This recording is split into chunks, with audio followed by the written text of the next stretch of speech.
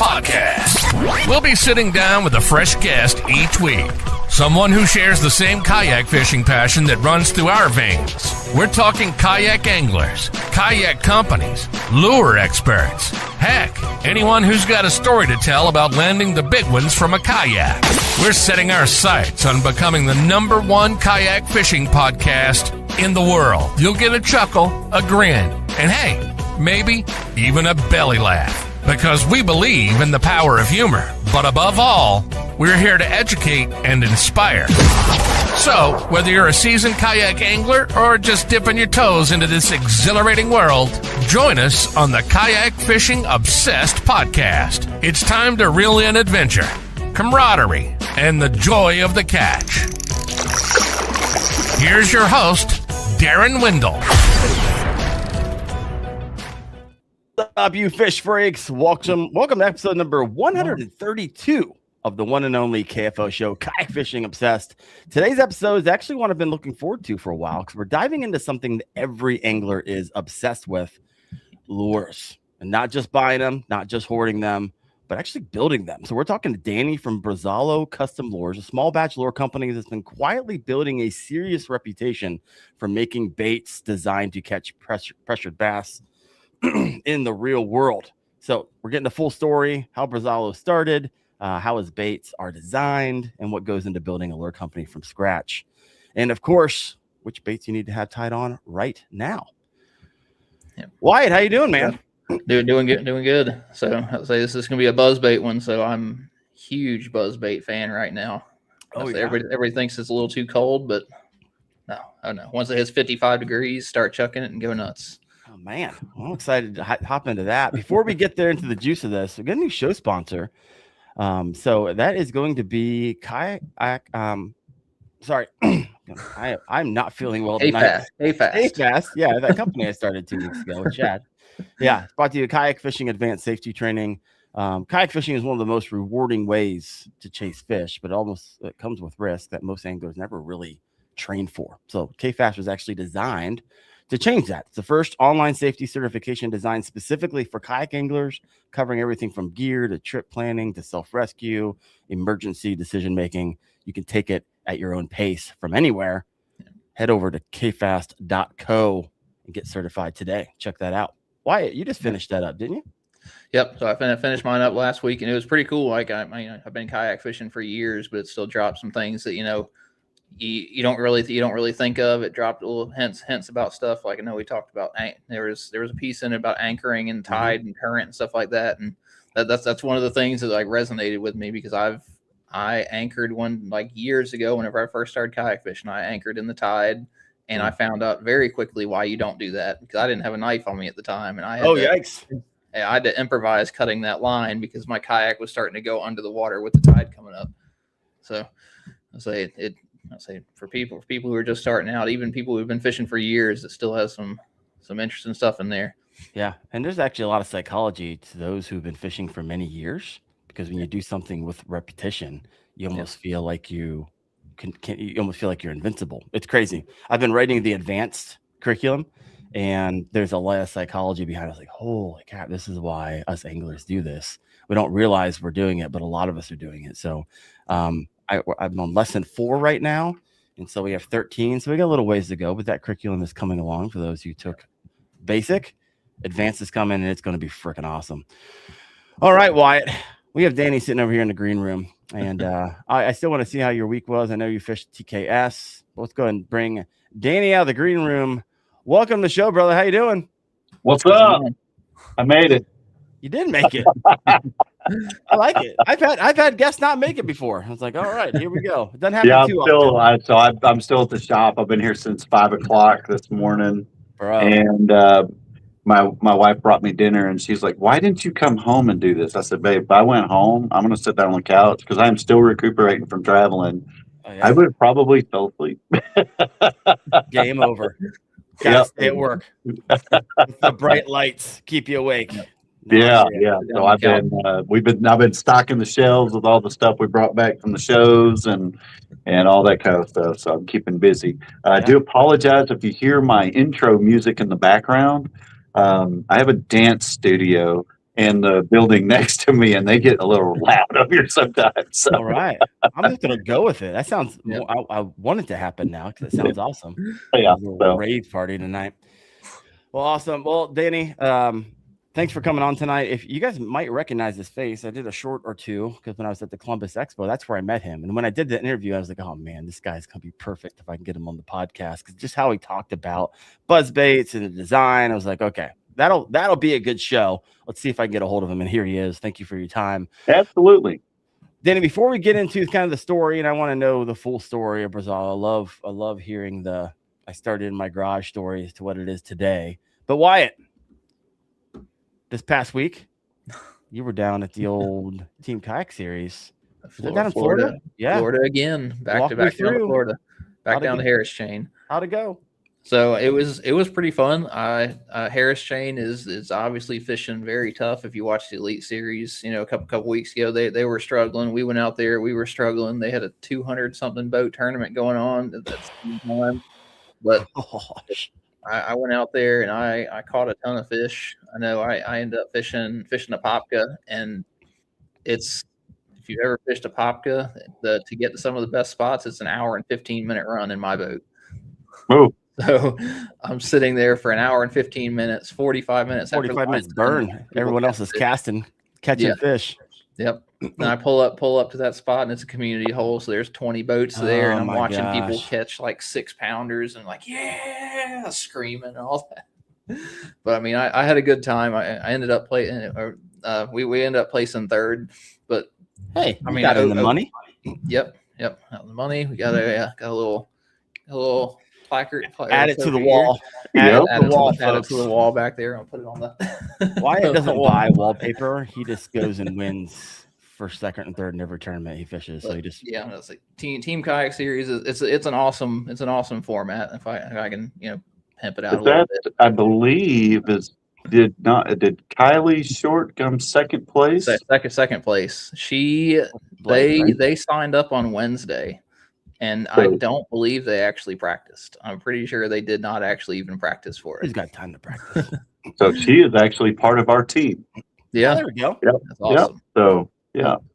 I'm trying to get her on the show, so we'll see what happens. Yep. Yeah. Fantastic representation. I mean, it's a cool format for anybody who's ever fished that team kind of stuff where, the pressure is not on you to catch through all 5 fish in one day, and then you got to catch 5 big fish the next day. You can catch 10 fish over 2 days. So I put it to my partner. It's like, we only have to catch 3 solid fish a day. Yeah. So it kind of takes a lot of the pressure off. Plus, like, it's a team format. So we had husbands and wives out there. Wendy Biles and her husband were out there. You've got, fathers and daughters out there. The clients were out there, and like everybody's having a fantastic time. It's, you can go hang out with your buddy fishing, and you can talk to him and call him on the phone and all that. So it's pretty cool. Nice. Faircloth your teammate? Was Faircloth your teammate? Yep. Awesome. Yep. Justin, my teammate for it. So it's cool because I can call him and be like, "Hey man, I'm catching fish. Come on over here." Yeah. He's like, "I'll see you in 2.5 hours." Yep. Well, congrats, Wyatt. I expected nothing less than third, to be completely honest with you. If you would have got fourth, I would have been wildly surprised. How many anglers were fishing that one? That one was 30 to 32.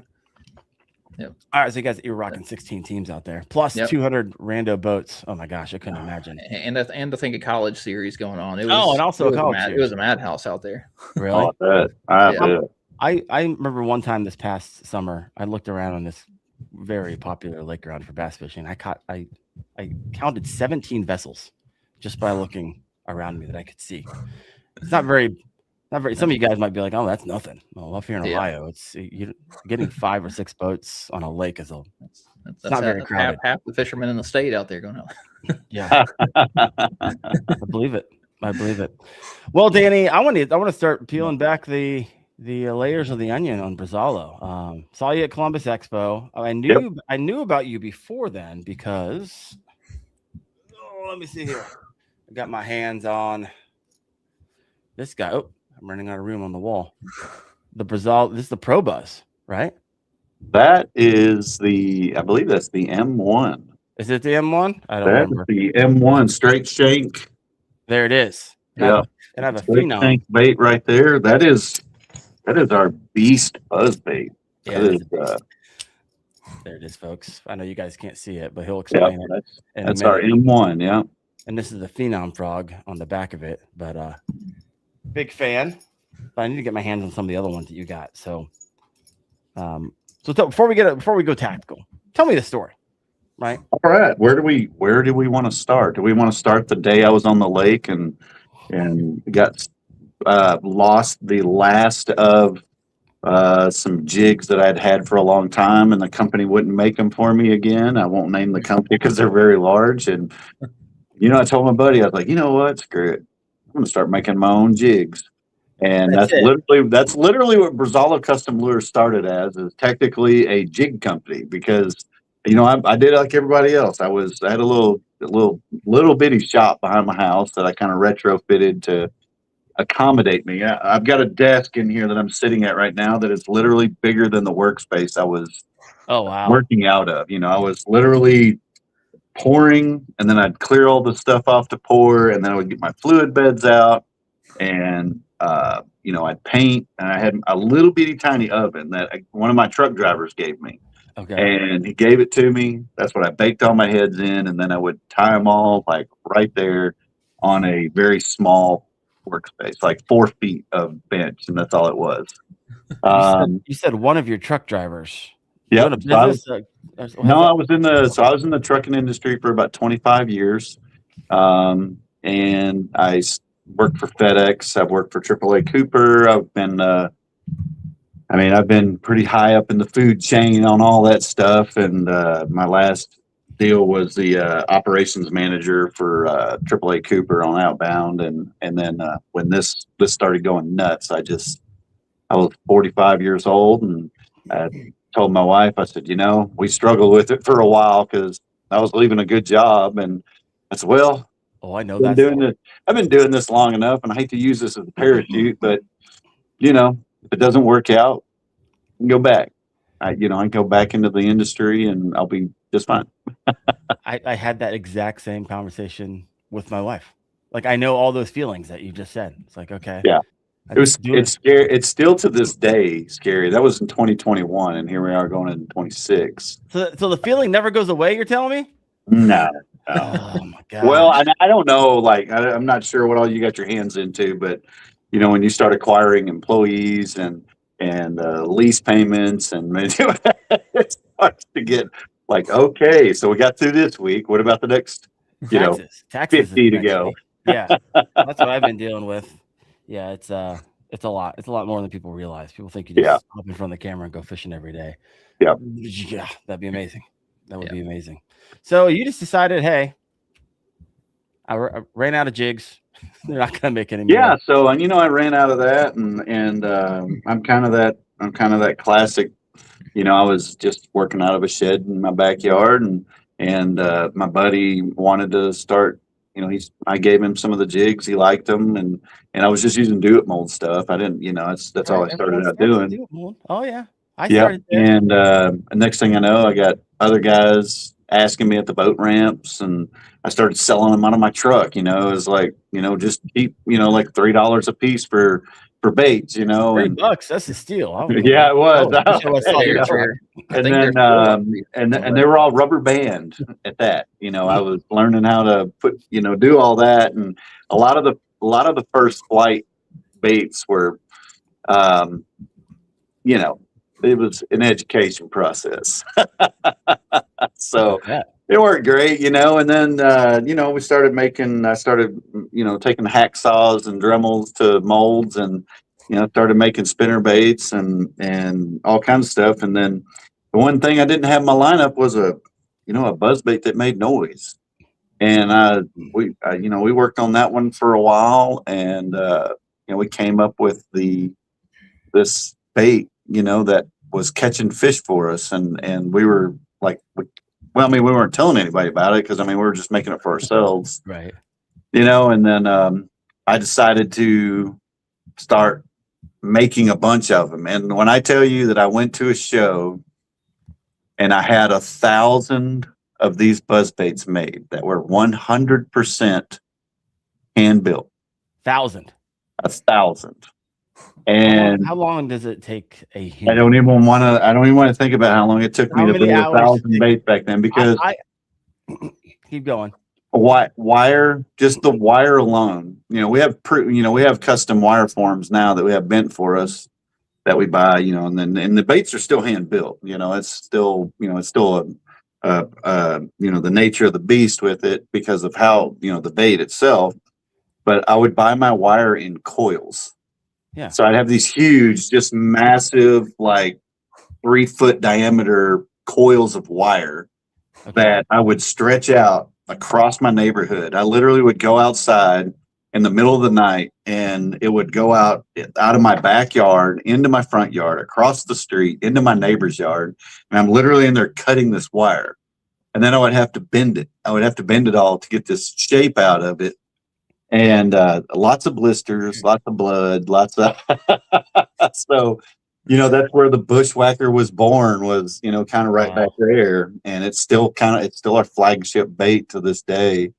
And they were all hand poured, hand painted. We painted them in fluid beds and all. So it's kind of, I still think back to that shop that's no longer there. I tore it down. It's not even there anymore, but it was, I got a wild hair one day before COVID, and I purchased a spin cast because I saw one time and I thought that looks really cool. Like, I think I would enjoy messing around with that. So spin cast machine, is a centrifugal casting machine. We've got cylindrical molds that are, they're round, and they've got a hole in the top of them. They got all these cavities in it. And then the machine's got a funnel that goes down through a pressure plate. Okay. And it pours them. And when they come out of it, they're ready to go. There's no cleanup or anything. So let's just take, jigs, for instance. The fastest I ever poured one night was 115 baits an hour. Bro. And just to put that into perspective, I warped the mold. I would have to stop pouring. Too hot. Set the mold outside, and then you have to clean all the sprues off of them because they've got a little tag on them, and then you have to shave them down. So I timed myself. I was like 115 of them, and then filing them, cutting sprues, turned into roughly about 45 that were basically completed in an hour, once you broke down the time frame on it. That's still crazy. My spin cast machine, I can do upwards of anywhere between 500 to 3,000 an hour now with no cleanup whatsoever. Whoa. Depending on what style jig or bait that we're running in it. All right. So so now you got a spin cast machine, you're starting to pour these baits, and it's something that's like kind of just for yourself, and you're like, wow, this is overkill. Yeah, so, but to say, how much is a spin cast machine? Doesn't sound inexpensive. Well, no, I bought one that was not running very well, and the company I bought it from had just acquired it, and then I paid them to basically refurbish it. So purchase price on it was $2,200. And then to refurbish it was, another $1,500 because they had put a new motor on it, and they put new bearings all in it, and and just fixed it all back up. And it was an old machine, very old machine. I still have the machine. Yeah. And so, long and short, on a running, to have a running machine at that time, I mean, it was, we were at, $35,000 or $4,000, something like that we had it with shipping and everything. And now those machines, I mean, if you go buy a brand new one, they run anywhere between 6,000 to 20,000, depending on what you get. 6,000 being like the most simple, of them all. We've got 4 of them now. So, so the 150 square foot shop that I got, it's no longer there, and we're in almost 3,000 square feet. Bro, that's what we're rolling in. So, congrats, man! It's been a wild ride. Well, I want to dig into that ride a little bit more here, but I always love to pay attention to those over here in the comment section. Wyatt, anything that jump out, you're like, hey, let's talk about that. Let's see. I had that same question that Mike's got on the Weed Whacker. Oh, go ahead and ask it. They want to know what's the favorite trailer on it. My favorite. So the Weed Whacker. I've got a few trailers that I like to throw on it. The BF code. Weed Whacker. It might be some people for the first time have no clue what you're talking about. So walk us through like someone's not watching it right now. Yep. This is a Weed Whacker. This is a 4-inch buzzbait. This is quite possibly it probably is the smallest clacking style buzzbait. So it clacks on this bead right here, and it just hit that bead. So it's a very subtle bait. It's subtle but it is an aggressive bait. So there was a lot of work that went into that, and a lot of just our trial and error from over the years building baits and the education that we've got, stuff like that. So this bait took so actually in all reality, that M1 you like to fish is the big brother. Oh, okay. So the M1 was actually the first one that I built. That was the first, kind of the of the two. It was the first one of the two. We had the Bushwhacker. So the OG, what we call the OG, is basically the Bushwhacker that has a head on it.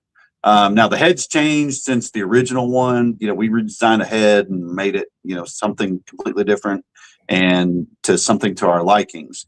And then, we came out with the Pro model, which is now the Swapper Pro model. Yeah. I built that one. It was my first custom bait that I built, from scratch with the head design and everything on that. We retired that after about a year and a half or so because there was, some stuff I wanted to change on it. We built the Pro Elite, which now we're actually talking about discontinuing it because the Pro came back. Okay. Which it sounds confusing, but I'm super confused. I'm not gonna lie. We'll go through the website here in a little bit. Yeah. So anyway, I wanted to build so the Bushwhacker has a problem, and it's great in so many different areas, but it has one drawback, and that is grass. It does not like matted style grass because the drop that's on it picks up a lot of trash and stuff. So if you're fishing around docks or riprap and and stuff like that, the Bushwhacker is hands down the winner for that because the hookup ratio is insane on it. But there was one of the lakes that were fishing around us had a lot of hydrilla and stuff, and I was like, I'm gonna go build a bait for that. And the M1, which it is now, we used to call it. So the code word on it when we were building it was a mag whacker because of how just overkill buzzbait that it is. But we decided, it was built like a tank, so we decided to call it the M1. Plus, we had too many things that were whacker, like Weed Whacker, Bushwhacker, all this stuff. You're running out of them. Oh yeah, we were pretty much whacked out. So we came up with the M1. Well, once the M1 prototype, we had that kind of drilled down what we wanted to do on it, and I was just sitting on the couch one night, and I went, make that to a smaller one. That would be really cool. So I started on the small one, which is the Weed Whackers. The not weed, like little. Wee. And so we were actually going to launch both of them at the same time, but I saw something happen in the market that warded me off of it. And that was when Berkeley launched out the Credge and the Finisher at the same time. Okay. And the Credge got all of the attention. It was a kind of a, cool jerkbait style, and the Finisher was actually the one that was the fish catcher. That thing was insane. But, the Credge is still out on the market and the Finisher just kind of fizzled out into nothing. Huh. I didn't want that to happen. Sure. So always slow roll it. Why not? I guess. Yep. Spread it out a little bit. So we decided which bait is going to make the most impact. The Weed Whacker. There's nothing else on the market. We searched high and low for a bait similar to it. Which, by the way, is kind of amazing that you didn't find something, right? That was the wild part. It's wild. It was really just find something, right? And there was like a couple of baits that I found. I was like, hey, I don't know. That might be. And then when I got it, it was like twice the size, 3 times the size of it. And I went, yeah, we're going to go ahead and launch that. And we're going to hold that M1 off. We'll just hold it off. We had all the components for it and everything. It was an easy build. The M1, on the other hand, not so much. The M1 the Weed Whacker almost did not happen. Okay. So you're drawing me in. I love your storytelling abilities. Danny, bring me in. What we got? We went through 6 prototypes on the weight because there were certain things we wanted the Weed Whacker to do that other buzzbaits can't do. Okay. So we wanted it to have like superpower, like basically the Mighty Mouse of the buzzbait world, and we finally got superpower. Yeah. How do you do that? Yeah. So finally we got one rendition done that was like, I like that one. So, and then we started custom bending wire, which the wire we were custom bending we were just using spinnerbait wire because there's just, we just had some around. So we just started kind of hacking it up and laying it in there and stuff. And so once we got everything done, the wire was perfect. We had these prototype wire and the sleeves and, all these kind of parts. So we sent off the prototype wire to get done. And then the mold showed up for the bait. Mm-hmm. So we had the molds. We already knew a hook we were going to run in there. Called a company to build this custom sleeve that's inside of it. And they were like, my wire guy said, how long before the wire's ready? He said, man, 3 weeks. I was like, sweet. I need 20,000 wires right out the gate. He's like, all right, man. Yeah, about 3 weeks. That'll be good. I was like, okay. Sleeves. How long for the sleeves? 8 to 12 weeks. All right. Well, we can deal with that. So the sleeve showed up in 7 days. Awesome. And I was like, all right, we about to launch this dude out. So we were gunning for 1st of May, like first week of May in 2024. Like, we're going to launch this, man. Perfect post-spawn, top water bite. This is going to be epic. Right. Like timing's right. You only get that timing. Timing's right. Once a year. I didn't get my wire until July. And then when we got the wire, it was wrong. Awesome. 100% wrong. So I'm sitting there like the wire was on its way. We called the wire company and he's like, I got it. It's on the way. It'll be there Friday. I'll overnight it to me. So it's here Friday. All right, cool. So they sent half of it on Friday. Okay. And it never showed up. So this is like in the last week of June and the wire never showed up. And we're all sitting over we have already like got this plan. We started everything. No, we had them on the website. Oh, okay. You're taking orders. Yeah, we're taking orders. We're taking orders. Orders were going very well. Orders were going very well. And we're just all sitting around like, it's not good. Every second. Don't have any baits.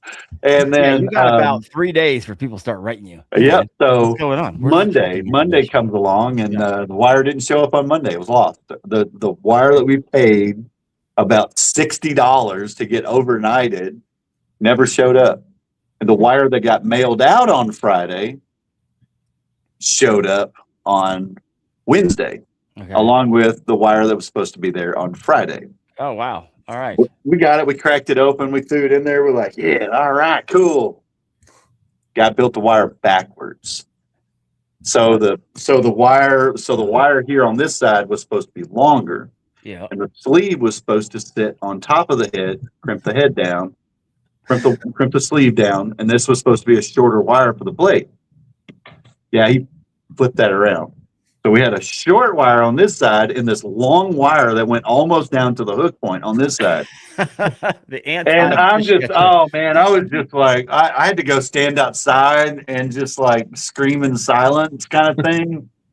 And the 2 guys that were working for me at that time, I just went in there and I was like, hey man, these what I said, y'all need to go get some lunch or something. And I'm going to figure this out and get back. And so anyway, they went and got some lunch and come back. I was like, I fixed it. They're like, you did? I said, I actually think I made it better. And so I showed them what we did. So instead of the sleeve sitting outside the whole bait, we put it inside the bait. So it made the bait stronger. So this bait right here, the weakest point is going to be at the head. We put that sleeve in there and it stays straight. So it secures it better. And I was like, we're going to make it work. We started pouring heads.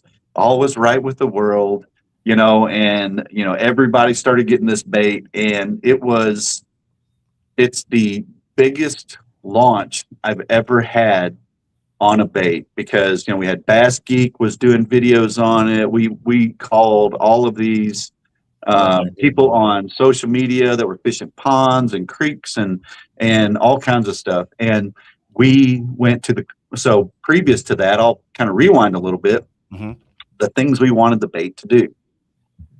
So what is one thing that you can't typically do with a buzzbait? Skip it. Exactly.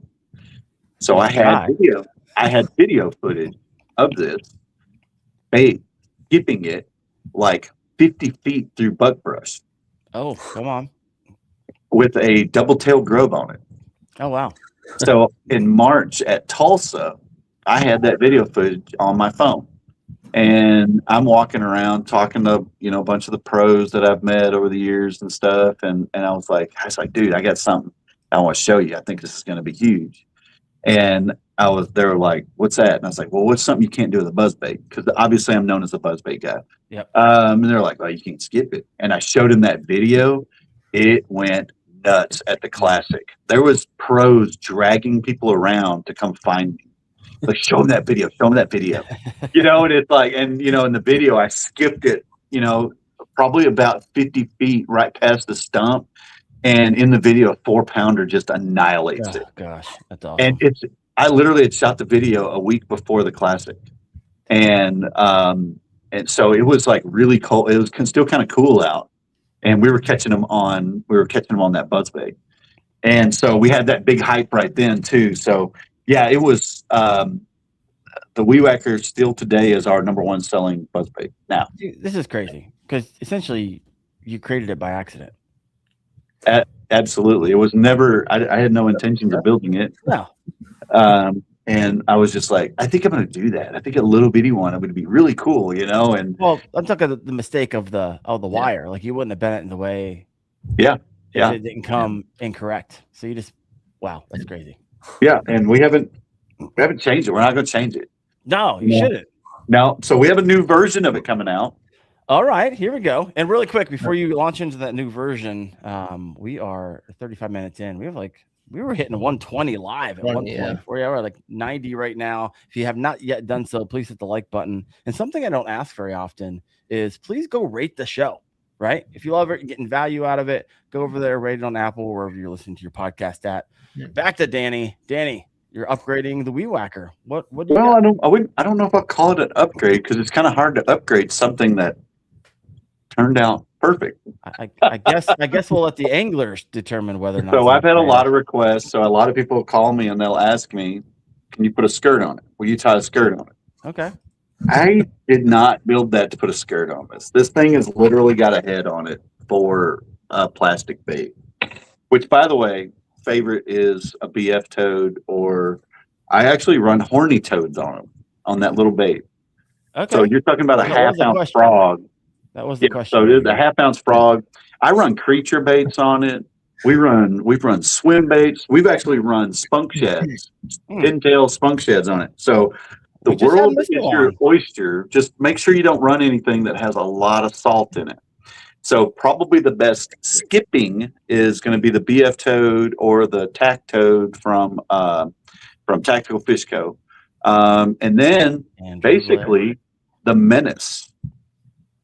The little small menace. Okay. Thing, that and a horny toad, dude. The only problem with the horny toad is that when you go to skip it under boat docks, it typically comes out the other side because there's so much mass there to it. It typically comes out the other side. So it's a big behemoth. If you're really trying to get under some cover and a big bait is your flare, like that's kind of cool because those frogs are built to get up on top of water. They're built like a boat. So so they're really cool. So we are building a skirted version of the Weed Whacker because we've had a lot of requests for it. So it's still in CAD right now. It'll be an easy build. The company that does all my CAD work and my molds and stuff, they're really backed up right now. So we're shooting for probably late May on that. Okay. So Shad's on time. yeah, it'll be so that's what we're kind of shooting for. We've got 2 baits that we're launching a total of 11 baits this year. New baits. So, and this being one of them, and then we've got a new swim jig that's coming out Now we're talking. in a few weeks. So the molds should be done this week, and we kind of went in and redid just. Well, we're not even redoing our swim jig. We're just not going to have that one anymore. It's going to be this new version of upgraded. So yeah, Wyatt. I've never heard you get excited about buzzbaits before than earlier in the show. I like all fishing. Like things that target big bass are some of my I know we're talking about the buzzbait, but like the nuances of the buzzbait. Like I experimented a long time ago with clacker versus non-clacker back when I lived on a golf course and I could walk out there every night and throw a buzzbait. And when you had a non-clacking buzzbait, you were going to catch under 3 pounders. But I would bend the head and you start clicking and it's immediately you start catching 3, 4, 5 pounders. Like you start catching giants whenever you start having clacker ones. And then I'll say you've got the tie right there in the bend that's going to keep the knot from sliding down. Right. You got the crimped wire on there. So that little piece that holds the blade on is crimped, so it actually grinds against the blade, so it squeaks a little bit more. Like there's detail in the buzzbait. Like so the line tie on here, the top of it is every one of them's hand tied. All the bushwhackers and the M1 are all hand tied. The weed whacker, we did a loop tie on that. So I know a lot of people talk about so the line doesn't slide down on it and all that kind of stuff. It is not why we put it in there. So we put this in there because if you've obviously bent blades down to hit the head or hit the wire and stuff like that. So after 4 or 5 casts, you have to retune it so that it keeps doing that because there's a lot of stress put right here. Yeah. So this is something that we used to do a long time ago, or I used to do it, is that I would tie braid around here and it would always hold it right in tune. Yeah. And I never really had to like retune the bait unless I, caught a fish kind of mangled up a little bit, and then I would.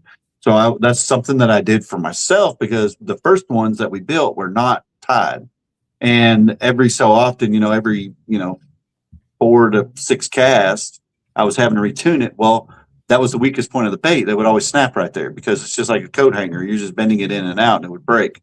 And I was like, nah, I'm gonna tie it. And then once I kind of got faster at tying. I kind of learned how to whip finish stuff and all that. I started learning how to do these knots and stuff really fast, and I got really, really fast at it.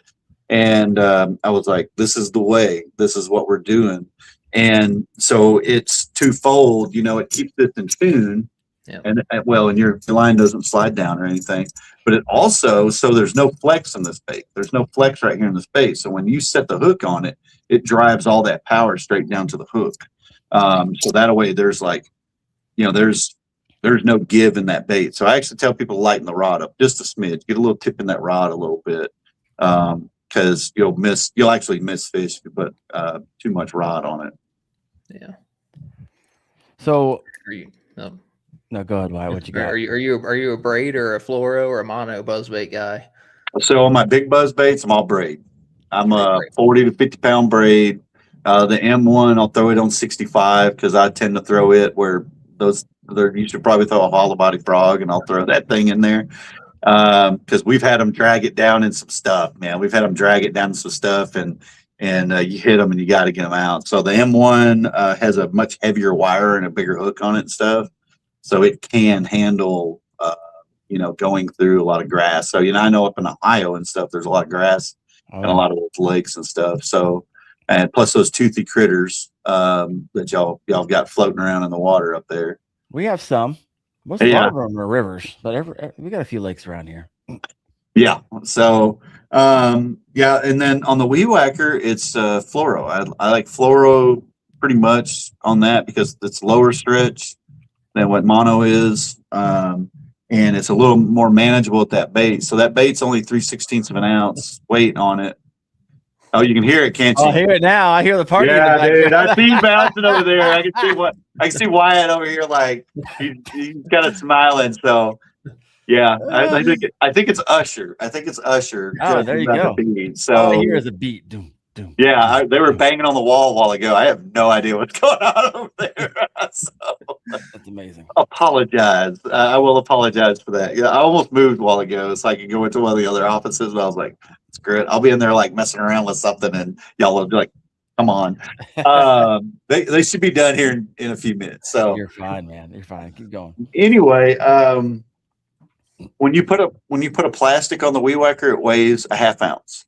So there's no need for BFS or anything like that. I throw it on a medium heavy, fast rod with no less than 7:3 gear ratio in it. Okay. Because this bait, you can burn it, like literally burn that buzz bait, and it will not blow out. So that was one of the other things we wanted to do with this. So we actually catch schooling fish with this buzz bait. Okay. So the skipping, the burning, and it will slow roll as well. So it's honestly an incredible bait. It's your number one bait. It is, and it's like it's wild. So yeah, and then we had real quick. What makes a bait popular like that? What happened? What's the story and lore behind it? I think it's because of its fishability. I think it's because like you can fish this bait anywhere. Yeah. We did build a bunch of hype up around it and stuff like that. But you're talking about the M1 and the Bushwhacker. You're looking for a handful of really good bites during the day. Like it's got massive drawing power. Like Wyatt said, like, it draws big bites on there. So if all I need is like a kicker fish, like I'm throwing the big bait, like, cause it's very loud. It disrupts a lot of water. It's going to ward off a lot of fish, but the ones that are really aggressive, it's going to grab. It's going to grab those 4s and 5s and pick them up and stuff. The weed whacker, on the other hand, you're talking about we've had 60 to 80 fish days on it. Jeez. Can you imagine a topwater day? 50 to 60. And anything from 10-inch fish to 6-7 pound fish get caught on it. We've got people that have sent us pictures of 6 pound smallmouth, and I've got one customer that came in here and they caught a 9.5 pounder, and then an hour later on the same bait caught one over 10. Jeez. And I was like, "Can I have that bait back?" Yeah, said, right. No. He said, "No, we're mounting that one, and that bait's hanging out of its mouth." Retired. Yeah. So we actually have a guy that has a clicker, and I haven't talked to him in a while, but last time I talked to him, he had one weed whacker and he had one of these clickers. He's a kayak guy too. Yeah. And he had over 160 fish on one of them. Wow. I was like, dude, that thing should have gave up the ghost like a long time ago. I was like, if you would have told me, 60 fish before it gave up the ghost, I'd have been like, cool. You got a lot of fish out. This dude is still trucking with this thing, man. He said, hey, that's gonna keep going. So it's, we try to build it. We try to build it right, so it can last, which some companies build stuff so that it'll catch a handful of fish and break, and then you got to go buy another one. But planned obsolescence is the strategy, unfortunately. Yeah, it is. But we want to build quality baits that, I know you're spending $10 on a buzz bait, but we want it to go out and do what we say it's going to do, and we want it to do it for as long as it possibly can. So we put a lot of thought into the build for the angler, because we're anglers too. We're just not people over here building baits. We literally go out on the water with the exact same bait. We don't custom build something different. We pull it off the wall, slap the blade on it, and go out to the lake with it. So send it. Yeah. Wyatt, what are you thinking over there? Say I might be getting an order together. Oh. Like wondering. I mean, I hope there's no one watching going to the Bassmaster Championship against me here, but it's supposed to rain all next week in Tennessee, and I'm like, it's raining, it's pre-spawn, it's gonna be warm. Those fish will eat a buzzbait very well, and probably not a lot of people are gonna be throwing it. So I'm like, can I get those ordered in time and have them shipped to the Airbnb? I had a guy came in here in the shop today, and he came straight to the wall with the buzz baits on it and grabbed a handful of the weed whackers. Yeah. And I said, where are you headed to? And he told me where he was going. I was like, oh. He goes, yeah, they're biting it. I was like, wow. I mean, I know all the pear trees out here blooming, but I was like, he said, oh no, man, they're eating it. He said, if you can find a pocket they're pushing that shad up into, he's like, they will annihilate that thing. I was like, awesome. Oh my gosh. I got Johnny Bennett over here saying, love the Wee Whacker. You also have a distinct fishing Sam. Definitely going to buy one. A moment ago, someone actually said they did buy one. I'll say if snake is, I'll say that's the ultimate test for the buzzbait or snakeheads. Yeah. So right? so the M1 actually has caught. I did not. I had somebody called me. They're like, dude, we caught a dragon, and I was like, what? Like, what are you guys smoking over there? You know, it's like, dragon. We got, dude, we caught, you know, and I don't even remember where they were at. And when I saw a picture, I was like, oh my God, like that is the largest snakehead I've ever seen in my life. He's like, I guess when they get up over 38 inches or something like that, they consider him like a dragon. Okay. Is like a trophy size. Oh, right. I learned something. Then again, I think this was 38 to 40 inch. I can't remember exactly, but he's literally sitting in his kayak holding this fish, and it dwarfed the guy. It was, and he was like, dude, he said it went up there and exploded on it, which that's doing snakehead do. He said, but we were in the river, current flowing in the river, and it drug it straight down into the grass. He said, and we horsed that thing out of there, got it to the boat. It was amazing. And I was like, well, how'd the buzzbait hold up? He goes, dude, I didn't even have to tune it. Like, what? He's like, yeah, didn't even have to tune it. I just went right back to throwing it. I was like, oh my God. That's awesome. I would have thought like a fish like that would have obliterated that. Yeah, mangled, chewed that thing up and spit it out. 3 more angles I never had. Anything over 30. I got anything over 30. Yeah. So it was big. It was like, it was almost just solid black. It was so big. Wow. Which we catch bowfin or grinnell around here. Yeah, we get bowfin up here. Yeah. But so I've never actually seen a snakehead out, so it would probably terrify me when it blew up on it. So yeah, it's pretty wild, man. It's, good stories. So, the strutter is our next one that's coming on like a hurricane. Well, let's real quick. It's online, right? What's that? It's the strutter. Yeah, the strutter. Yeah. That's our bladed jig. This is our third version, which we call it the 2.0. The strutter started out as something I bought that I built for myself because I could not sell direct connect bladed jig to anybody. So every now and then I would let some out, I do some custom colors because we used to get on TikTok and do lives and stuff. Yeah. And I would get on there and I was like, hey man, ain't nobody looking. You guys, let me tie up a couple of custom, bladed jigs for you guys, man. Shop real quick. Meet me behind the shop. I'll get some. Yeah. That's all. And I would I'd put like 50 of them online, and they'd sell out like that, And they were really cool, and they worked really good, and I liked them. And then so I caught wind that I could use the Queen Tackle switchblade, and I paid, we paid royalties through purchasing those blades and stuff to Z-Man. Yeah. And we had to put a little sticker on our packaging and stuff like that. So we kind of adjusted the head a little bit for it.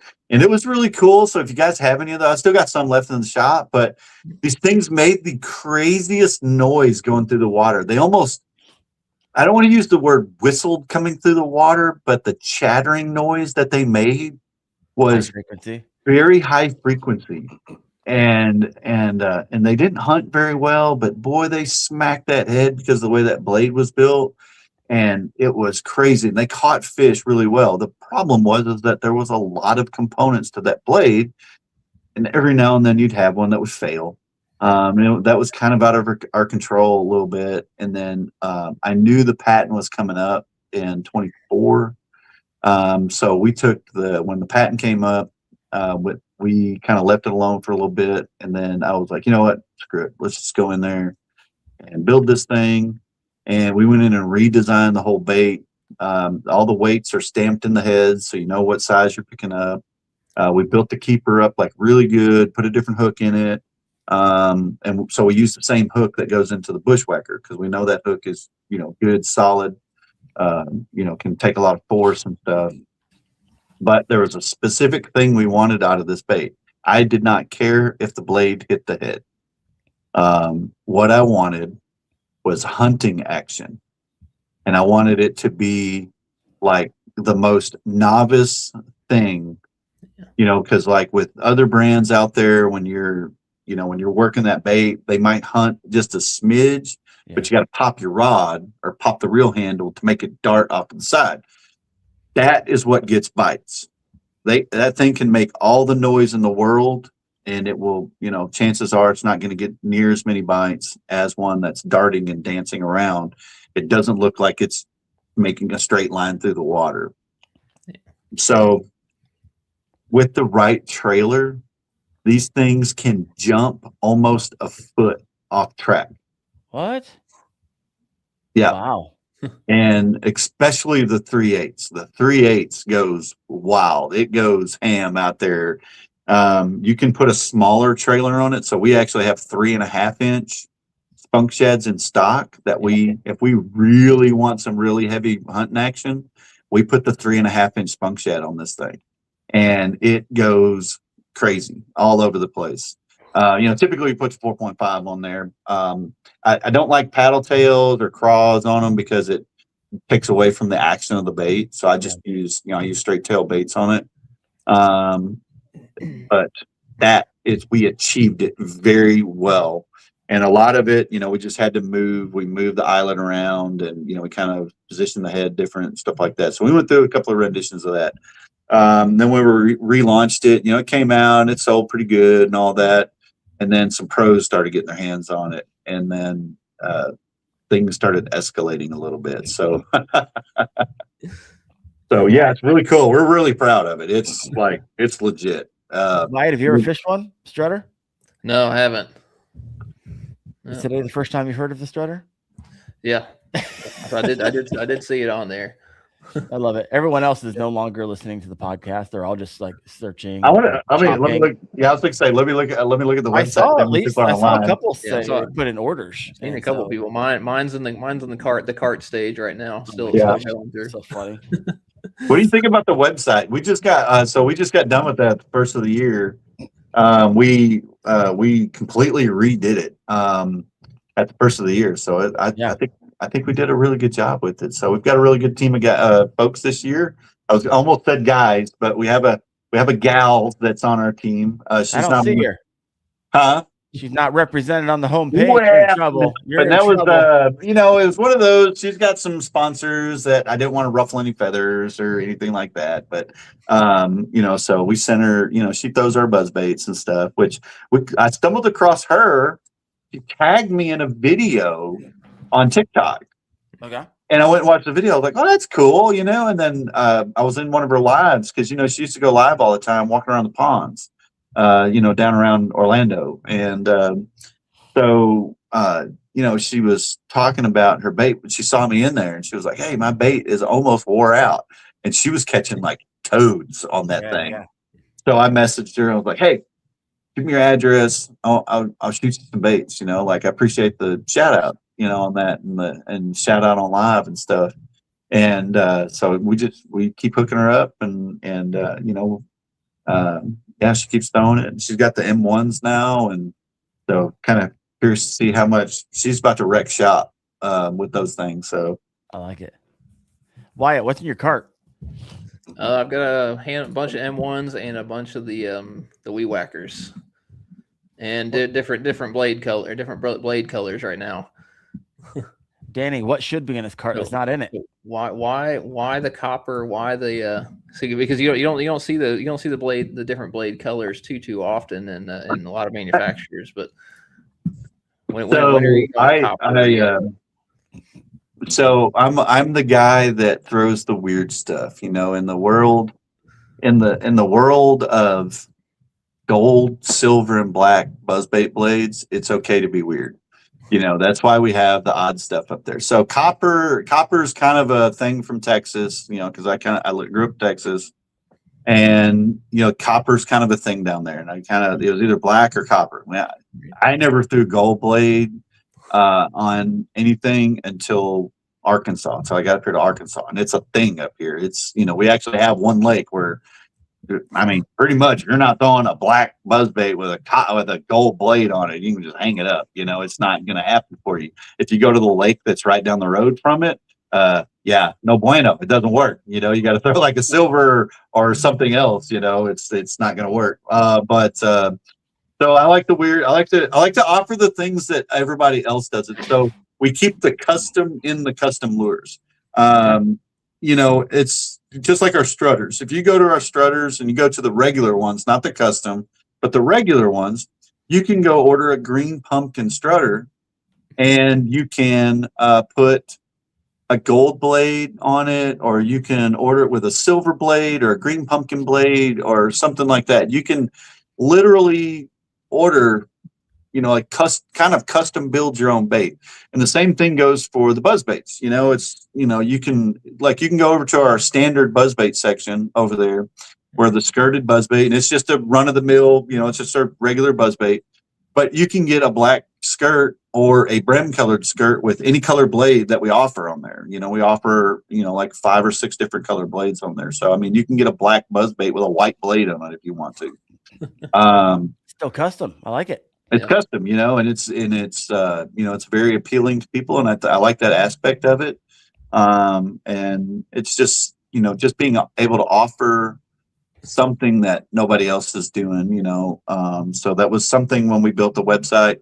So our spinner baits used to be really custom, but we had to, with the Shopify platform, they didn't allow all the variants and stuff that we offered for spinner baits. So we kind of had to choke that down a little bit. But it's we put a few variants out there that we thought were good top sellers from the previous platform that we used, and kind of went with that. So it's fun, man. The whole bait making thing is it's not for the weak-minded or faint of heart. I can tell you that it is. I was gonna say every winter I try to do something with all the downtime I have, because I live in Ohio and it's ice on the water. You have a lot of downtime. Yeah. Well, it's going to pick back up this Friday, so I'll be fishing again. So no more factory tours for Mr. Wendell. I'm going to be on the water. So maybe with a weed whacker, I feel like they would eat that up in the rivers around here, smallmouth. Anyways, 3 years ago, I was like, I'm going to try my hand at bait making. So I did the whole and went all in, right? Just bought the bait making kit for dummies. Yeah. Hated it. I hated it. After the videos and once I understood it, I was like, okay, this is kind of fun, but man, I'm glad there's guys out there like you, Danny, who really enjoy this and putting out a good product. And we can build custom stuff for people. Like, we have people that come in here all the time. We build custom skirts for them and stuff like that. Now, I do tell people, if you want something custom made, have something in mind. Find your favorite color that you like to throw, and then make the alterations to it. We can make the alterations to it, because there's so many people that come to the shop, and we're like, they're like, man, I want to build something custom. All right, come on, let's go back here. Let's pick out what color we want the head.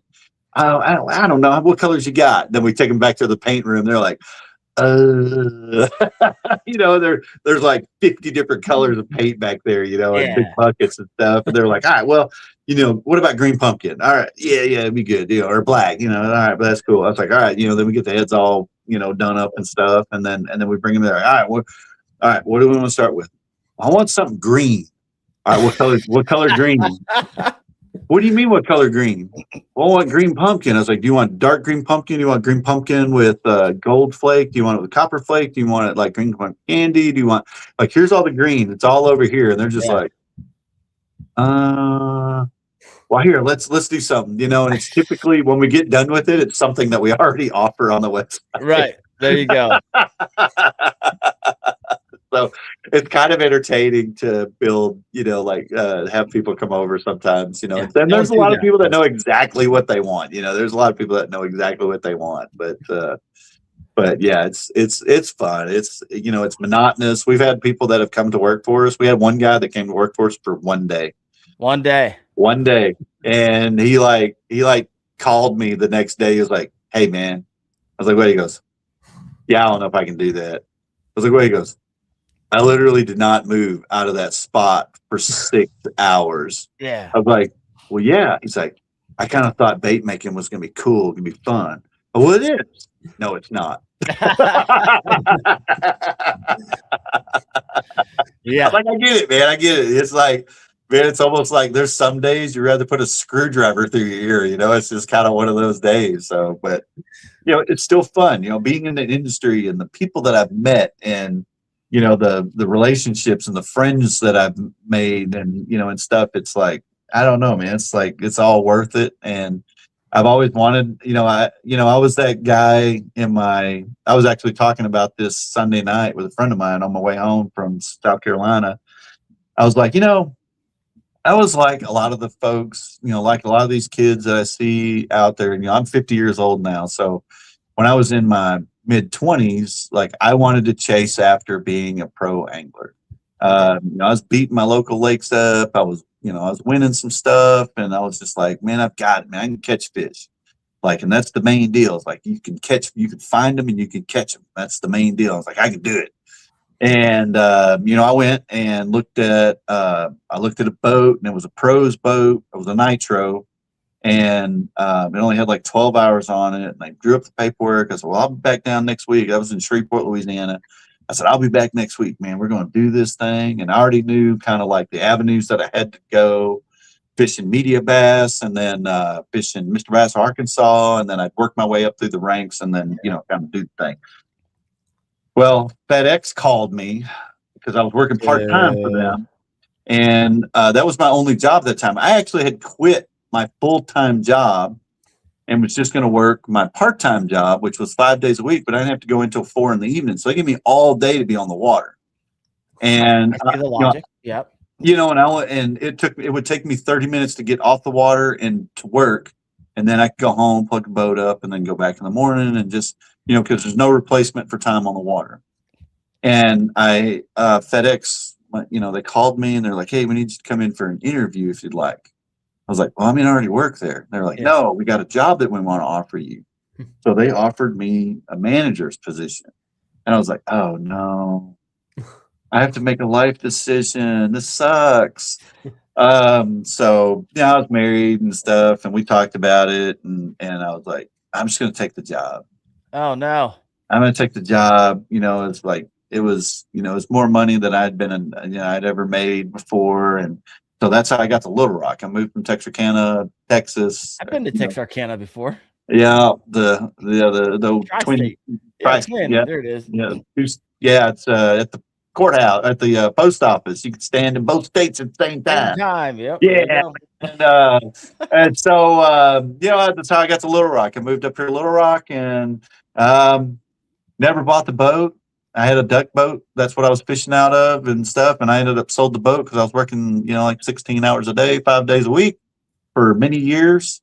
And and then some life changes and stuff. And then I finally that was in 2007.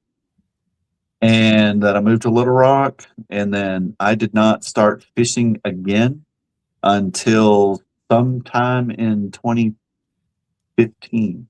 Oh, wow. Like, I checked out from the fishing world, period. Yeah. And I bought Wyatt's the opposite. He checks out of his actual job and So I bought a boat. Finally bought a glass boat, and I bought a Champion that I always wanted, and then started fishing again and started fishing tournaments again, and that's kind of what got me started, kind of got my passion of fishing again. So to say that I've always wanted to be in the industry is the truest statement. To say that would I have known that I would be sitting where I am right now? No, I would never, ever, ever in my life thought that I would be making fishing lures. Yeah. Well, not only that, you're at the bottom of the barrel. You're on a podcast with Wendell Fishing and Wyatt Hammond. It doesn't get much lower than No, this, no, Danny. no, So no, you're just no, looking no, up no, from here. no, no, no, no. Tomorrow's going to be a good day for you when you're at the bottom the night before. I love doing the podcast, man. I love going and, we get to meet people. We get to tell them our story and, Oh, heck yeah. and it's a lot of fun. And, that's why TikTok, we got on that and it blew us up really good. It's really good TikTok help. Shop was money for a while. Did that kind of I phase didn't do out? any shop. I didn't do any shop. No. Okay. Yeah, I didn't do it. There's a lot of stuff that I don't do, like Whatnot and TikTok Shop and stuff like that. I don't do it because, we're really trying to build like a legacy brand now. It's like this brand that we're trying to ingrain into the fishing industry. Yeah. And, I feel like we're doing a really good job of it. And I just, it's one of those things where it's like, it's to me, I know there's companies that are getting out there on Whatnot and they're like selling a legit product and they're doing like legit stuff, but there's a lot of stuff out there that's just garbage. People are getting their hands on it, and I see a lot of I could see where a brand could get ruined really quick. And I don't want to do that. So I'm not going to say you wouldn't see any of my stuff on Whatnot. We've actually had Whatnot stores reach out to us, and I was like, I'm past, man. I don't want my stuff on there. Just because we're trying to build like that big. Yeah, you can control that branding mess. Yeah, 100%. Yeah, it's what it is. So, but TikTok, getting on the lives was crazy, and it was an easy way for us to push our brand and learn marketing. Learn marketing our own brand and stuff. So, and when I first started doing it, I was like, I hate being in front of camera, and then I kind of figured out that I had this wealth of knowledge of old fishing. So I started sharing like basic fishing, with people, like how to basic fish, and people are eating it up. And I was like, this is cool. This is fun. I get to share something that I love doing to the world, and then with the baits on top of it, they get to, kind of share my passion with me. Yeah. So are you full-time? Yeah. We're full-time. When did that happen for you? That happened October 3rd, 2021. Oh. That was my last day on the job. That day. Well, I was technically probably full-time before then, because I was actually working more hours building baits and taking phone calls and, doing all that kind of stuff. I'd work 9 hours at my job, at my regular job. And then my boss was really cool because I'd be sitting up there dispatching and making sure things were happening for the night and, getting all my employees going and all that kind of stuff. And I was eyeballing spinner baits while I was doing it. I was putting skirts on baits, and I was building baits when I was doing it. And he got it, man. He knew something big was going to go down. Yep. And so when I left, he was like, it was kind of the writing was on the wall kind of deal. So we had our first little spout of fame in 2021 with the bushwhacker over on Lake Murray. Yeah. And that kind of pushed us up, up the ladder a little bit to be able to do some fun stuff. Kind of gave us the capital and some recognition. And then last year, 25, we had two. We almost caught lightning in the bottle twice. Okay.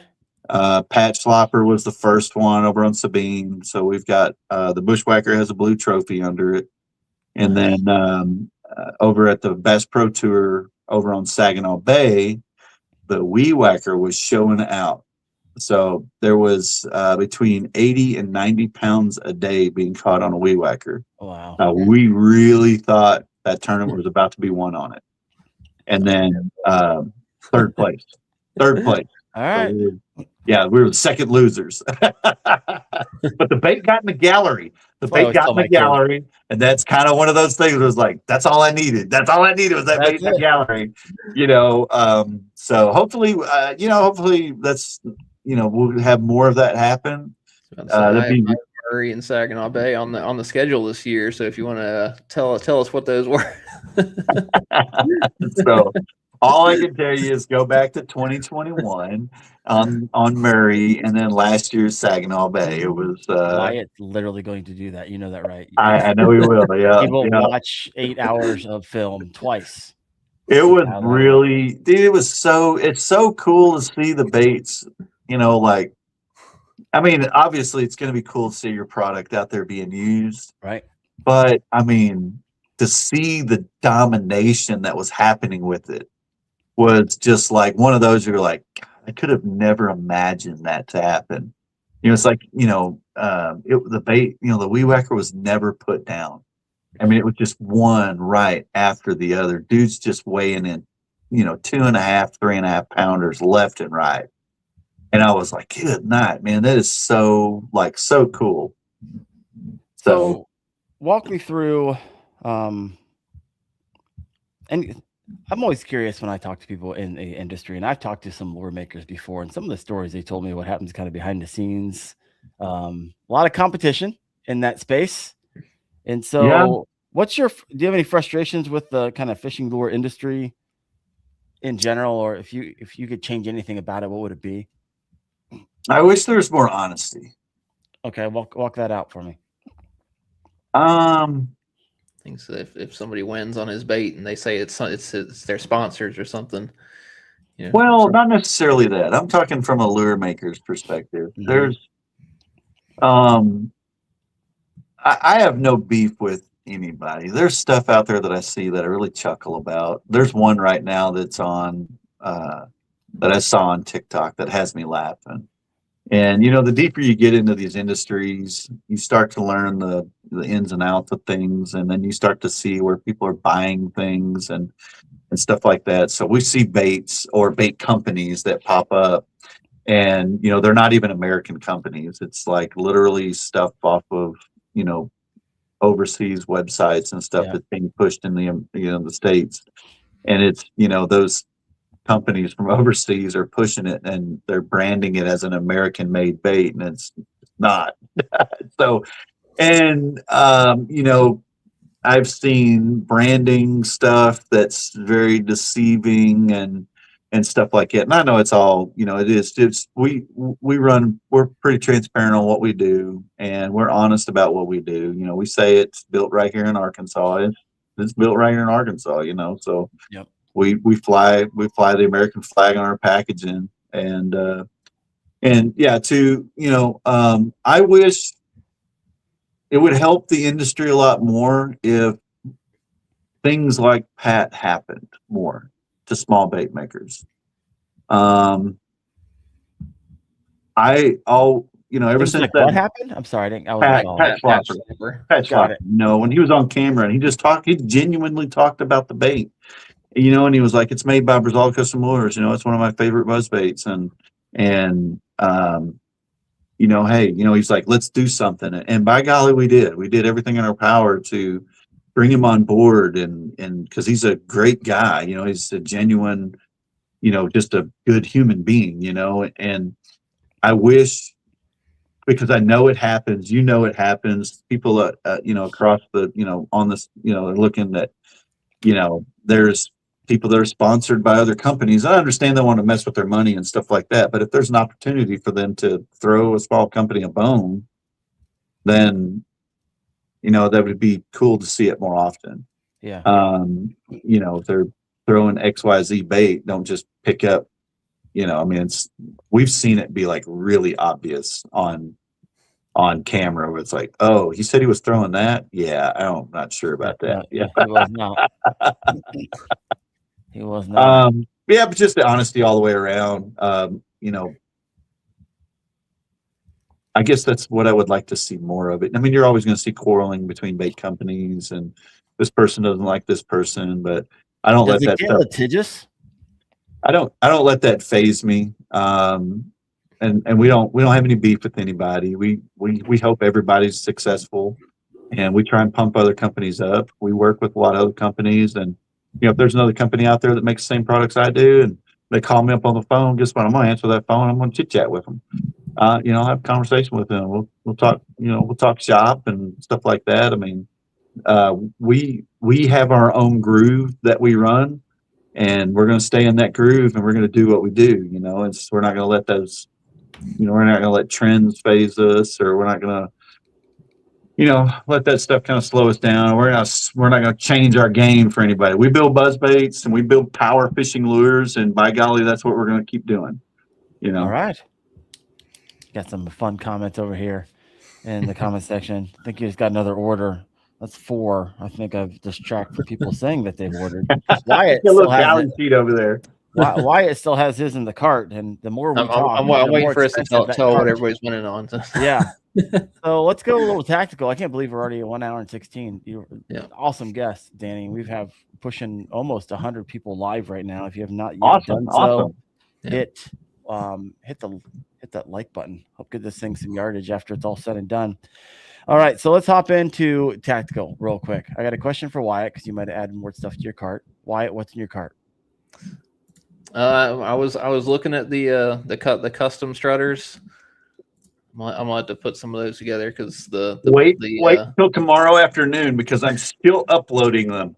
But I've got 3 full boxes of them that we brought from the shows. That's what I was doing before I got on here, was getting them up on the shelf and inventorying them. So there's actually some that aren't even on there that we didn't have time in between our show runs. We just put them out there for people that weren't going to be at shows. And then we loaded them all back up and took them to the shows. So now we're done. We're going. We got a booth over at Bassmaster Classic, but all we're bringing is buzz baits. We're bringing like 10,000 buzz baits to the All right. And you know, obviously the sloppers coming, the weed whackers and M1s. That's what we're doing.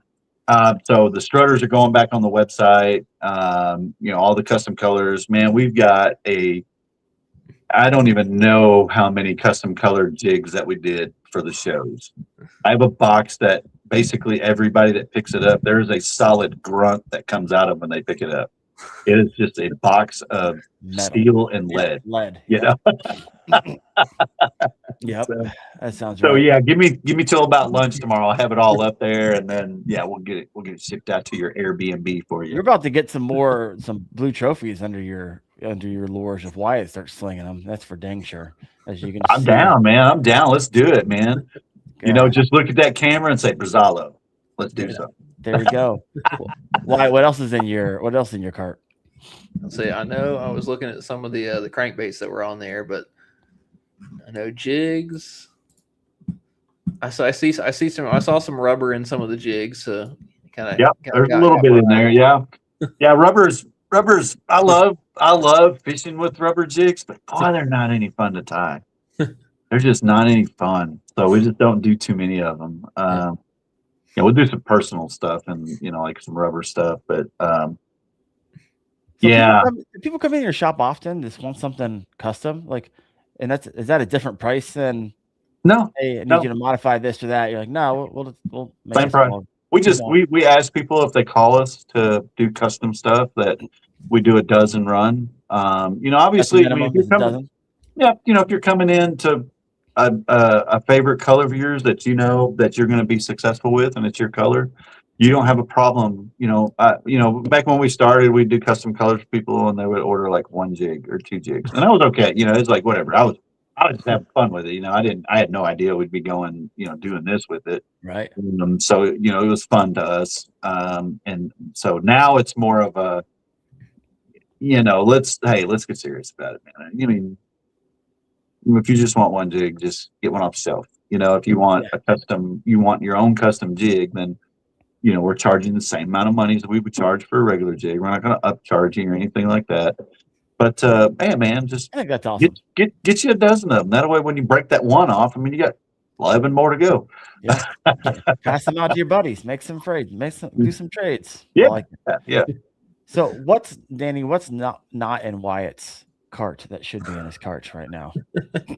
The 501. Do you fish jigs, Wyatt? Oh my gosh, this guy's a jig master.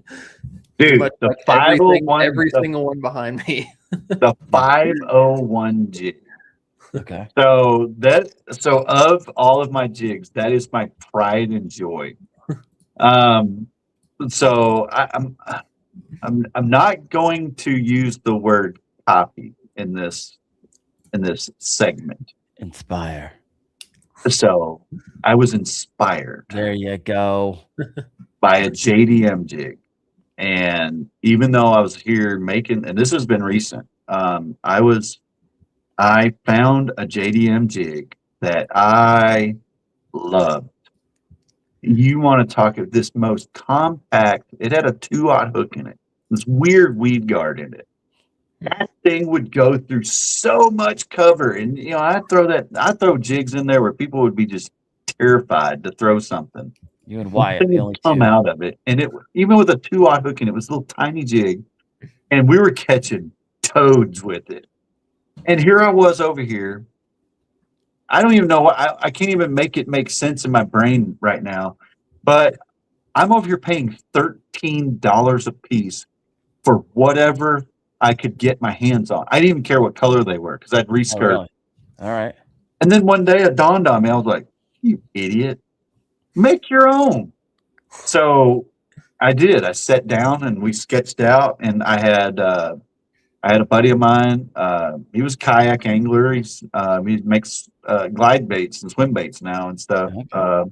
He was good with CAD and stuff. So we built this bait, and the 501 jig. We put a little bit bigger hook in it, and we kind of switched. We kind of based it off of that, but I changed a bunch of stuff because I wanted to be able to do a few extra things like stand upright and rock and come through, different types of cover and stuff. And dude, if you are a jig fisherman, get the 501 jig. It will shock you of what it will come through. And you're gonna pick this jig up and you're just gonna be like, what? Like this little guy? Yes, that little guy. I trimmed the skirts down, so it's got a full skirt on it right now, but I always cut the skirts to like a 1/4 inch or less below the hook. And then we put small trailers on it. We put full 4 1/4 inch trailers on it to get big bulky mass. I had him at a show and I went crazy over one guy's product at a show, and he had a tank, and he come over there and he saw that jig, and I was like, "You jig fisherman?" He said, yeah, a little bit, man. So anyway, he's like, I'm gonna swap you out, man. I'm not gonna charge for them baits. I'm just, like, can I get some of those jigs? And I said, yeah, you can get some of them. So he got some, and he left, and he was gone about 15 minutes. Dude comes charging back over there in my booth. He goes, you're a jig fisherman for real, aren't you? And I said, well, yeah. He goes, that's the only type person that can build that kind of jig. And I was like, okay. And he was like, come here. And I was like, all right. So I went over there and he's showing me. He's like trying to sell me my own bait kind of deal. He's like jacked up about it. He's letting this thing drop in his tank and and the skirt on it, because the way we built the jig. So rubber plumes out really big. It's like an instant explosion when it hits on the bottom. And silicone is just kind of like, it just kind of opens up. Well, that 501 jig hits the bottom of it, full silicone skirt, poof, it blows up. And it just keeps moving, and it just keeps blowing out. And that's where the bites come from jigs. It's secondary action that comes out of the jigs. Unlike, soft plastics. Soft plastics hit the bottom. Typically, they're just there sitting, where a jig is constantly, moving. Well, the 501 like plumes out like crazy. And so anyway, he was like super excited about that thing. So, and man, it's just a fish catcher. I've gotten rid of all the rest of my jigs. I keep our flat out jig in my box just for a big, bulky jig. Yeah. But the 501 just like stays tied on. It's hands down. If you're not a jig fisherman and you want to learn how to jig fish, it's the guy to start fishing with, because it will get bit. I'm gonna have to start me a cart here in a minute. My gosh. We're right. Stop talking about it, because I was adding stuff to my cart and it says only one available. Which one? That cart. Which one? The weed whacker with the copper blade. Oh, I've got more of those. I just don't know how many more. But I tell you what, look here, because I know that I brought some back to me. I'm gonna go in here and do something for you right quick.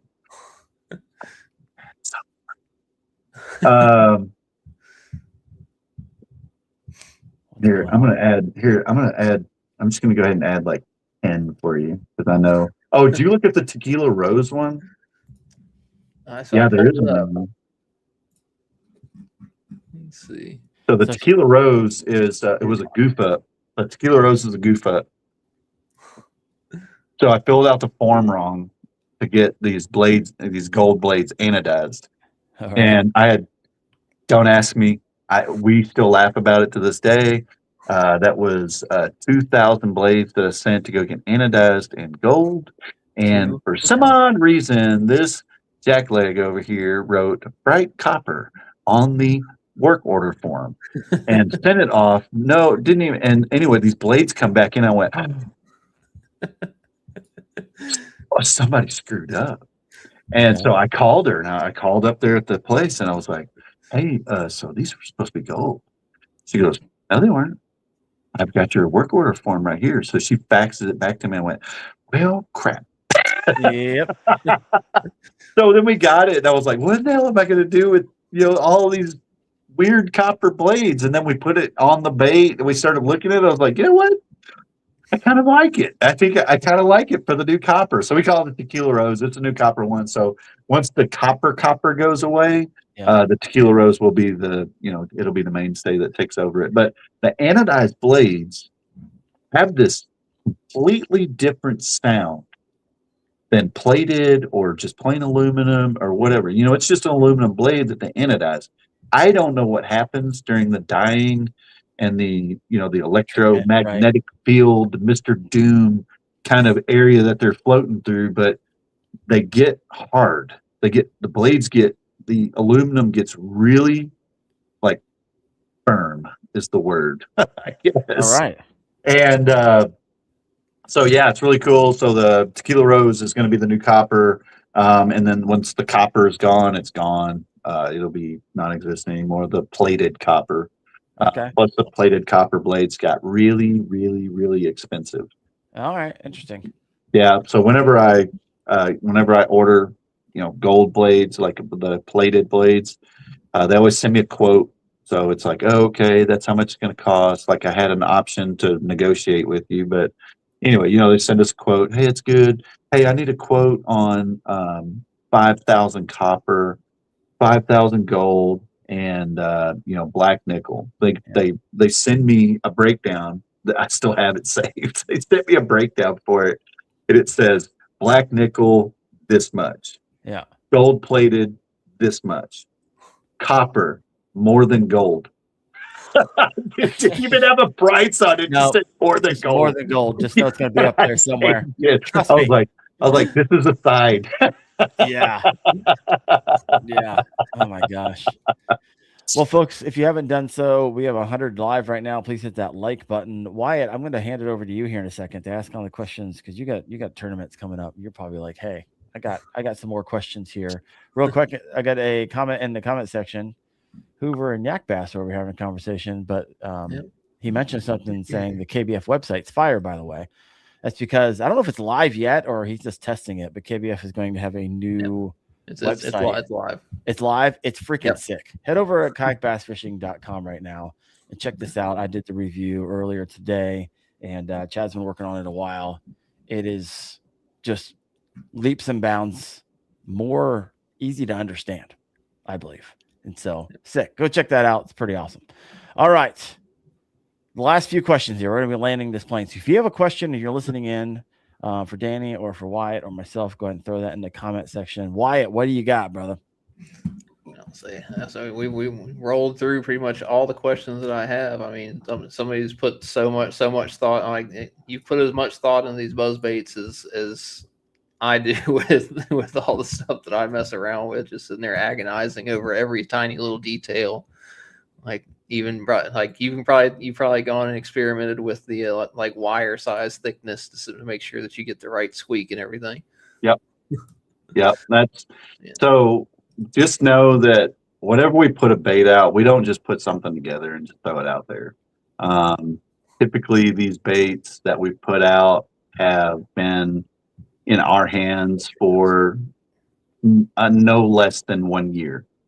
And then sometimes they might take 6 months through CAD and master samples and, and all that kind of stuff before we ever say, it's good to go. It never stops there. We're always like, once we get the baits and we get them in, it's like, oh, it's cool. It works really good. All right, we're throwing it. And then all of a sudden you're like, so I see something I want to change. It's a constant evolution on the bait. And some of the stuff that changes on these baits, like people don't even know. We actually did a massive change on something on the weed whackers. And I promise you that most every customer out there would never even know it. I mean, it's one of those when I tell you what it is, you're going to be like, Are you going to tell us? You got to tease us, make us look. So the weed whacker actually had a flaw in it. And it was something we didn't even see coming. Once we figured out what it was, we're like, oh, crap. Like, it's okay. I mean, we could leave it alone and we'd be fine. But it's in my brain. It can't. It's not fine. It's a flaw. How dare I build something with a flaw in it? So the old weed whackers, the sleeve right here, that's on this sleeve right here. Yeah. We built a sleeve for it, and we built a sleeve that slid right over the wire, and it was just a little bit bigger than the actual wire itself. Yeah. And we put a couple little crimps in it, to kind of make it oval shape. We had to do that to make it oval shape because of the bead. We couldn't get this is the bead we wanted to use, and the bead would sometimes fall down. So we would crimp it. You'll see all of them have crimps in them. And all of us crimp them different. We all have our little ways that we crimp them and stuff like that. Well, what it did was it took that round sleeve and it oblonged it so the bead couldn't fall down on it. Well, that was fine. That was great. It worked. It was like, all right, we fixed the problem.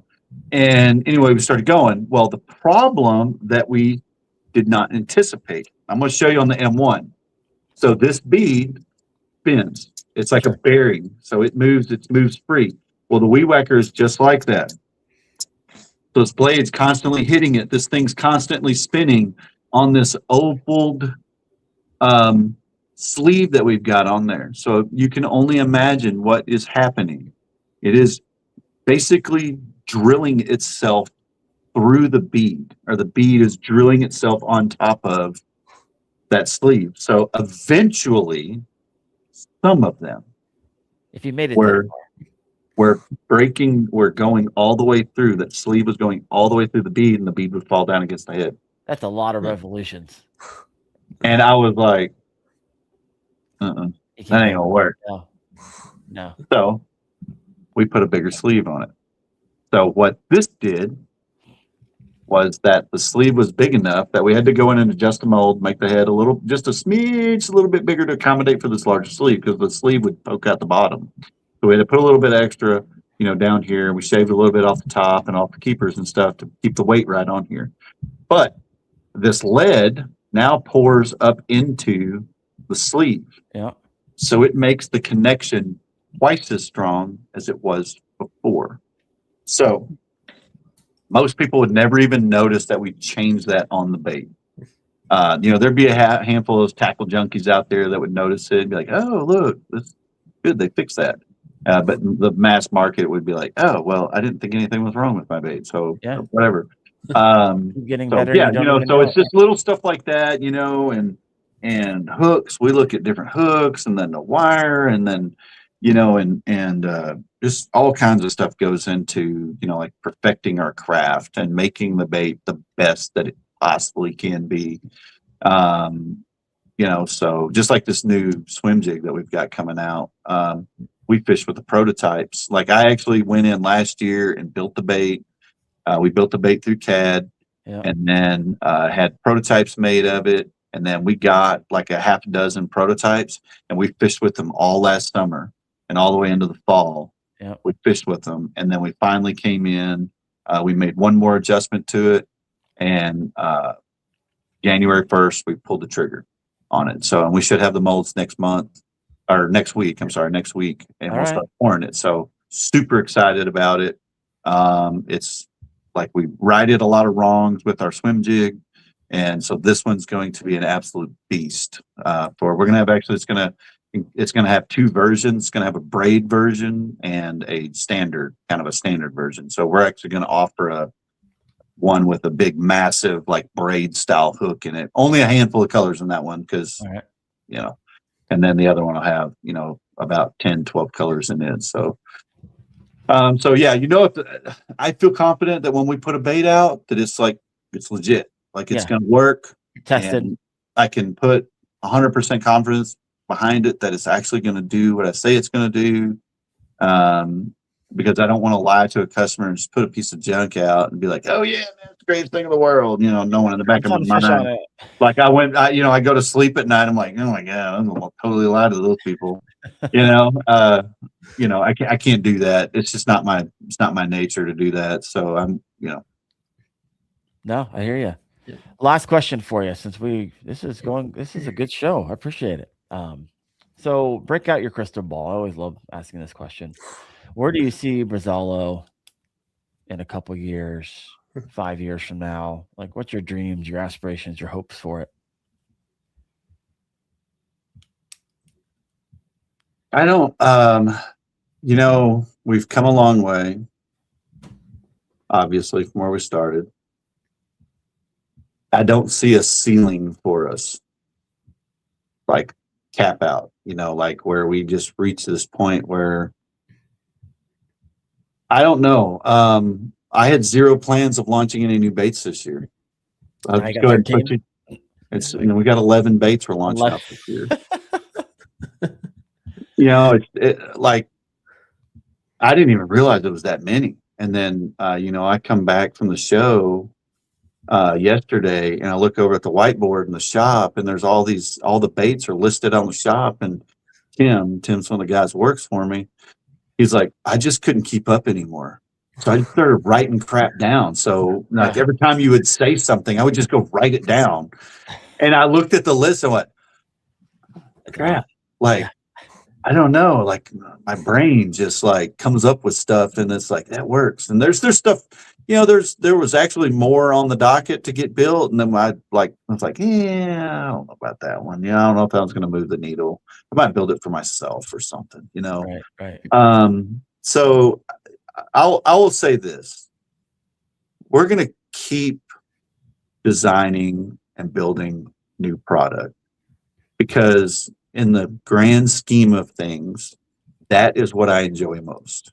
Yep. It's not necessarily the building and the putting the skirts out. And I like, so I've always been a tackle junkie. So I like to get a new bait, and I still do. I still buy baits that I think are really cool out there. And I don't care if it's from a small manufacturer or some big, conglomerate of manufacturer. If the bait looks really cool, I'm going to go fish with it. I really want to go see like what makes that bait tick. Like, what'd you do? That's really cool. We're not out here to knock off anybody's stuff. So if you guys see me come to your booth and I buy something, I'm genuinely excited to go fish with it. I want to go see what it's all about. I was like, it makes me excited to see people being innovative or being different and stuff. And that's what I like doing. So, 5 years from now, I see us like, maybe designing for other people or, designing baits for other people or coming out with something extraordinary in the market that will like completely take the market by storm. Yeah. Just one of those baits that's just like, wow, we did that. Like we made that, kind of deal, And so I kind of feel like that'll happen to us, kind of like the Rage Craw thing, where it was like that thing just took the world by storm, the fishing world by storm, or the chatterbait itself, that was just like a revolutionary thing when it came out, to say that, I feel like somewhere in our minds we are capable of that.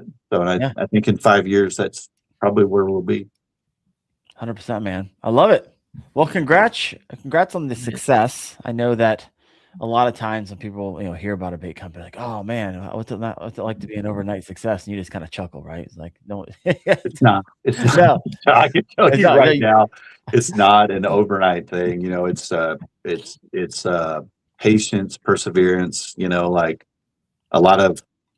I mean, you're gonna sit here and wonder.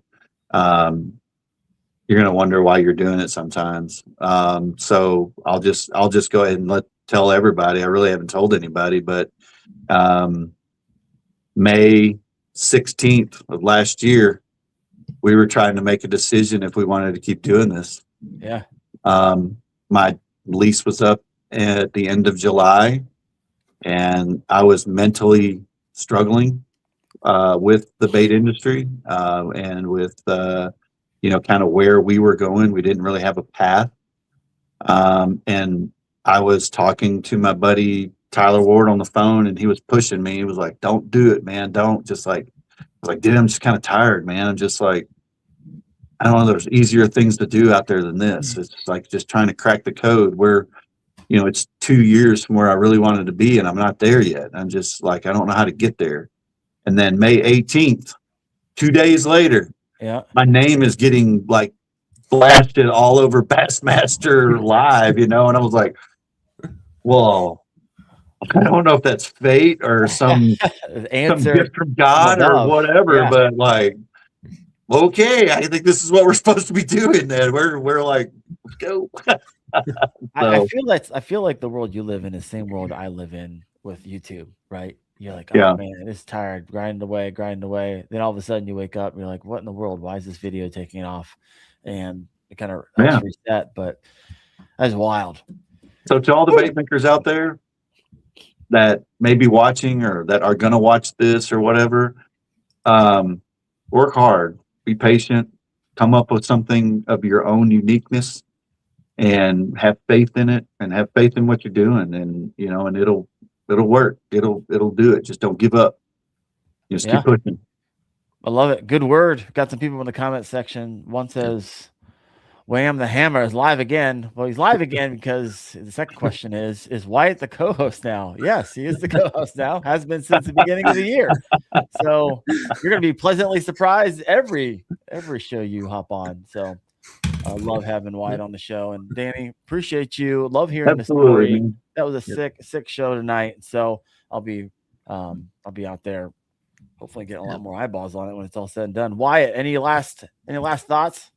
No, that was it. I'll say, look for the order coming through. I got the I'll put the other side of the credit card up. But I got the card in my hand right now. Be careful flashing that in front of the camera. I was going to talk about it earlier in the show, but I need to like start a bet. Where will Wyatt lose his job this year due to all the requests he put in for? I may have already been pulled into the office with the like, hey, just so you know, if HR finds out about this. Oh, all right. So we need an over. We need an over and under. So what do you think, Wyatt? I'm going to give you, because we're in tournament season. I'm going to say in 2 months, you're going to have the ultimatum conversation. I was just gone for a week. I'm back for 3 days, and now I'm gone for a week and a half. Okay, we're going to bring that back to a month. Where are you guys at in the over and under in a month for Wyatt still having a job because of all the time? Maybe this is the push he needs. Well, I remember the last year of working where I didn't want to work because I wanted to do this full time. And I was like, go ahead, make my wildest dreams come true. Fire me, please. It'll force me to start grinding a little bit earlier. I don't know. Is that how you feel, Wyatt? Make my wildest dreams come true? Yeah. Oh, man, you're waiting for it. I don't know. Let me know in the comments. Under a month, over a month. Walk in. I'll be the Huckleberry. I'll be your Huckleberry. Yeah. Yeah. See, Marty Hughes says Wyatt doesn't need a job. He takes all of our money. Yep, that's right. You fish against Wyatt in the tournament. That's usually what happens. Michael Bradley is under, so less than a month. Oh. Dave Hart says, give me an order of the first 20 wham jigs if that happens. Wyatt ties his own jigs as well, and that's a lot of those checks and a lot of those trophies behind them because of more than half of them. More than half. That's awesome. All right, folks. Well, appreciate you guys listening in tonight. It was fun. A lot of great interaction coming in from the comment section. And next week, and I'll give Danny. Well, before I talk about next week, Danny, where can people find you? You can find, I mean, we're on all social media platforms. We're on Facebook, Instagram. We have a YouTube channel we're going to start putting more content on. All right. And obviously over at TikTok. And then you can find all of our products over at our main, at BrazaloCustomLures.com. You can also find us over at Tackle Warehouse. We have some unique stuff that's going in over there in the next couple of weeks. Okay. Tis, there's a new bait going to Tackle Warehouse that is only available over there. And we won't get into that because we're at the end of the show. A little tease there for you. Cliffhanger, folks. It's called a cliffhanger. Beautiful. Yeah. So be on the lookout for that. I'm gonna look at the Bassmasters at the Classic when I roll by your booth. And it won't be there. I might tell you about it. I will whisper in your ear. There you go. And deny ever telling me. But yeah, over at BrazaloCustomLures.com, and you might, we have stores all across the country that have product in them, so you might swing by your local tackle store, and which we support all of our little small mom and pop shop. Yeah. We love it. We'll never go big at Bass Pro or Academy or anything like that, just because, well, just don't like that business model. I mean, man, I wish we had more time. I'd be clawing at that comment from 9 different angles right now. Yeah. Love to have you back. Love to have you back. Yeah. Yeah. Real quick, got a couple more comments over here as we as we exit. We have Johnny Bennett. It says Well, I hope you have some money stashed away because apparently you're losing your job the next next month. Wow. John Monar Nova said, "Great episode, but it cost me $150 in jigs and buzzbaits. So still waiting for the release of that Wham jig. You guys are freaking awesome. Next week, we are going to have the science of the strike on. And so we're going to be talking about bass color and taste from a scientific standpoint. They have their own YouTube channel. And I had one of you guys listening and be like, hey, you should reach out to these guys. Never heard of them. Went over there. They're going to be hopping on. So this is going to be like a science take to bass fishing, the science of the strike. All right, folks. Well, you guys stay safe out there on the water. Head over to kfast.co if you have not yet been certified. If you love kayak fishing, I'd love for you to stay safe out there. And I'll see you next Tuesday night, 8:30 p.m. Eastern on the Kayak Fishing Obsessed podcast. You guys have a good one. All right.